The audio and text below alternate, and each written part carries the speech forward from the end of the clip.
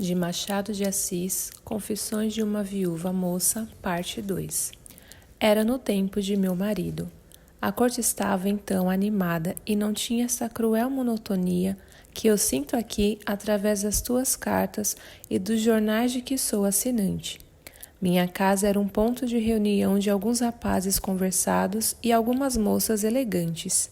Eu, rainha eleita pelo voto universal. De minha casa presidia aos serões familiares. Fora de casa tínhamos os teatros animados, as partidas das amigas, 1000 outras distrações que davam à minha vida certas alegrias exteriores em faltas das íntimas, que são as únicas verdadeiras e fecundas. Se eu não era feliz, vivia alegre. E aqui vai o começo do meu romance. Um dia meu marido pediu-me como obséquio especial que eu não fosse à noite ao teatro lírico. Dizia ele que não podia acompanhar-me por ser véspera de saída de paquete. Era razoável o pedido. Não sei, porém, que espírito mau sussurrou-me ao ouvido, e eu respondi peremptoriamente que havia de ir ao teatro e com ele. Insistiu no pedido, insisti na recusa. Pouco bastou para que eu julgasse a minha honra empenhada naquilo. Hoje vejo que era a minha vaidade ou o meu destino. Eu tinha certa superioridade sobre o espírito de meu marido. O meu tom imperioso não admitia recusa. Meu marido cedeu a despeito de tudo e à noite fomos ao teatro lírico. Havia pouca gente e os cantores estavam endefluxados. No fim do primeiro ato, meu marido, com um sorriso vingativo, disse-me essas palavras, rindo-se. Estimei isto. Isto? Perguntei eu, franzindo a testa. Este espetáculo deplorável. Fizeste da vinda hoje ao teatro um capítulo de honra. Estimo ver que o espetáculo não correspondeu à tua expectativa. Pelo contrário, acho magnífico. Está bom. Deves compreender que eu tinha interesse em me não dar por vencida, mas acreditas facilmente que no fundo eu estava perfeitamente aborrecida do espetáculo e da noite. Meu marido, que não ousava retorquir, calou-se com ar de vencido. E adiantando-se um pouco à frente do camarote, percorreu com o binóculo as linhas dos poucos camarotes fronteiros em que havia gente. Eu recuei à minha cadeira e, encostada à divisão do camarote, olhava para o corredor vendo a gente que passava. No corredor, exatamente em frente à porta do nosso camarote, estava um sujeito encostado, fumando e com os olhos fitos em mim. Não reparei ao princípio, mas a insistência obrigou-me a isso. Olhei para ele e ver se era algum conhecido nosso que esperava ser descoberto, a fim de vir então cumprimentar-nos. A intimidade podia explicar este brinco, mas não o conheci. Depois de alguns segundos, vendo que ele não tirava os olhos de mim, desviei os olhos e cravei-os no pano da boca e na plateia. Meu marido, tendo acabado o exame dos camarotes, deu-me o binóculo e sentou-se ao fundo diante de mim. Trocamos algumas palavras. No fim de um quarto de hora, a orquestra começou os prelúdios para o segundo ato. Levantei-me, meu marido aproximou-se a cadeira para a frente e nesse interim lancei um olhar furtivo para o corredor. O homem estava lá. Disse ao meu marido que fechasse a porta. Começou o segundo ato. Então, por um espírito de curiosidade, procurei ver se o meu observador entrava para as cadeiras. Queria conhecê-lo melhor no meio da multidão. Mas, ou porque não entrasse, ou porque eu não tivesse reparado bem, o que é certo é que o não vi.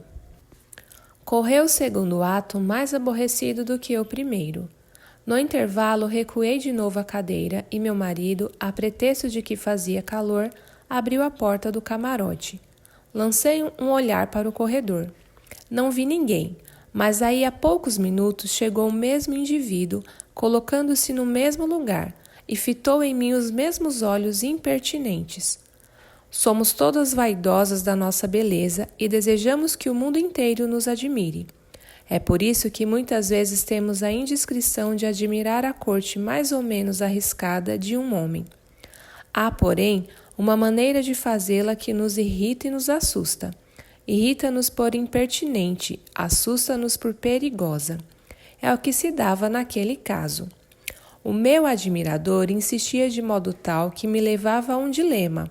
Ou ele era vítima de uma paixão louca, ou possuía a audácia mais desfaçada.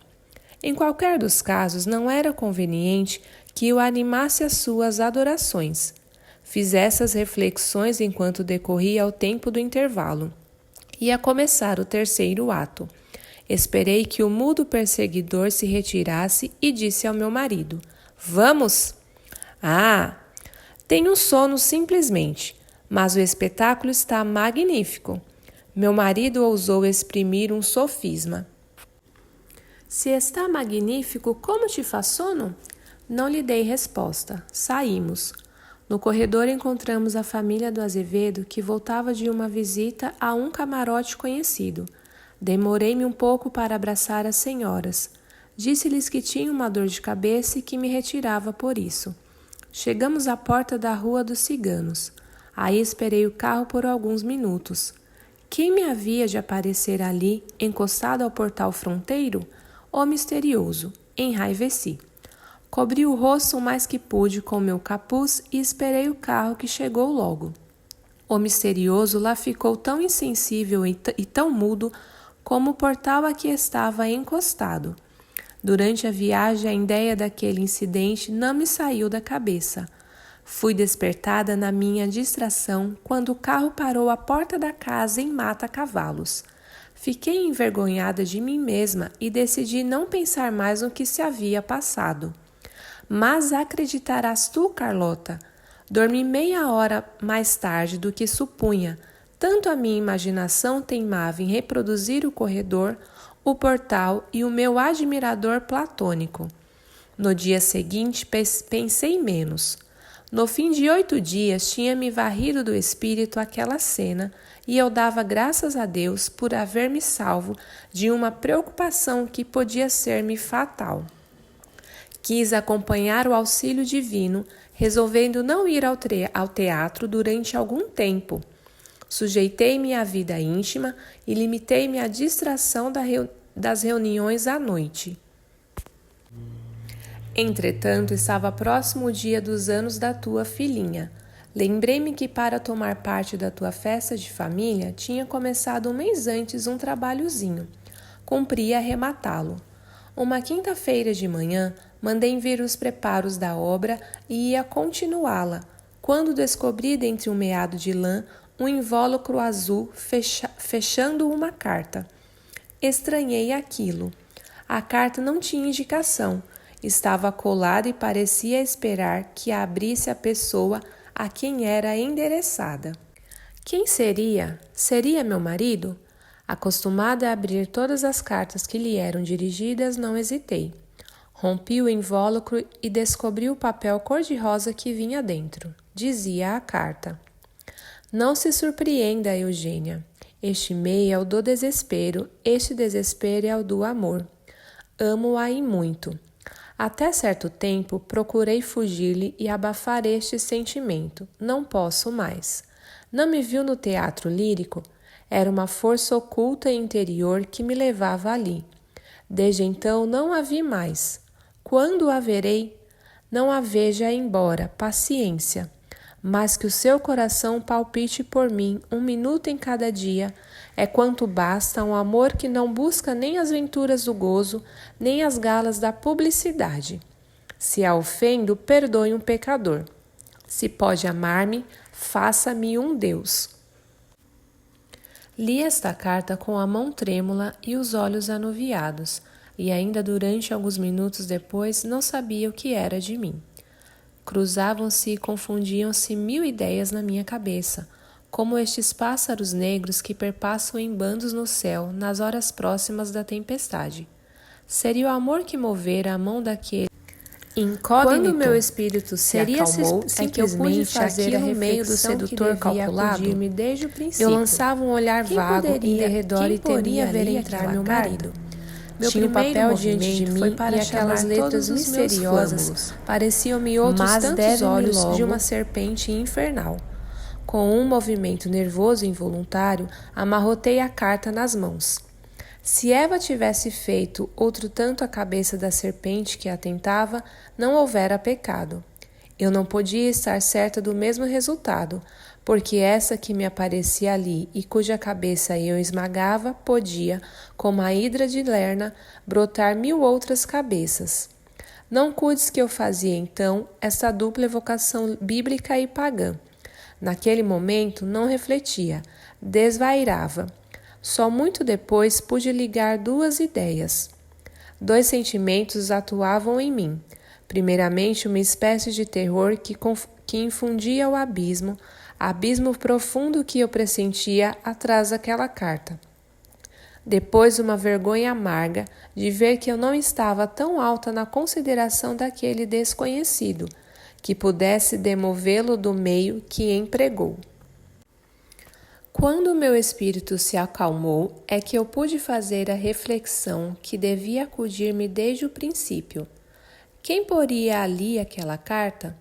Meu primeiro movimento foi para chamar todos os meus fâmulos, mas deteve-me logo a ideia de que por uma simples interrogação nada poderia colher e ficava divulgado o achado da carta. De que valia isto? Não chamei ninguém. Entretanto, dizia eu comigo, a empresa foi audaz. Podia falhar a cada trâmite. Que móvel impeliu aquele homem a dar este passo? Seria amor ou sedução? Voltando a este dilema, meu espírito, apesar dos perigos, comprazia-se em aceitar a primeira hipótese. Era que respeitava a minha consideração de mulher casada e a minha vaidade de mulher formosa. Quis adivinhar lendo a carta de novo. Lia não uma, mas 2, 3, 5 vezes. Uma curiosidade indiscreta prendia-me àquele papel. Fiz um esforço e resolvi aniquilá-la, protestando que ao segundo caso nenhum escravo ou criado me ficaria em casa.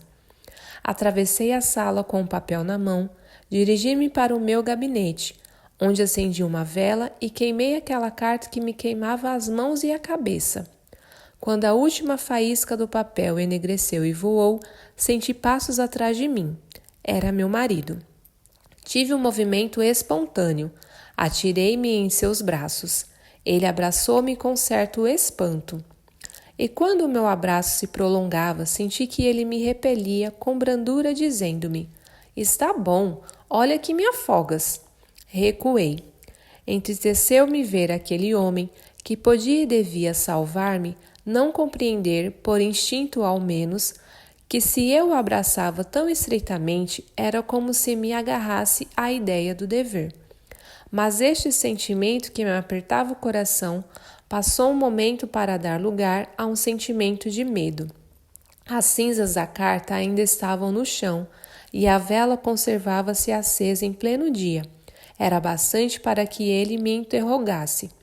Nem por curiosidade o fez. Deu 2 passos no gabinete e saiu. Senti uma lágrima rolar-me pela face. Não era a primeira lágrima de amargura. Seria a primeira advertência do pecado?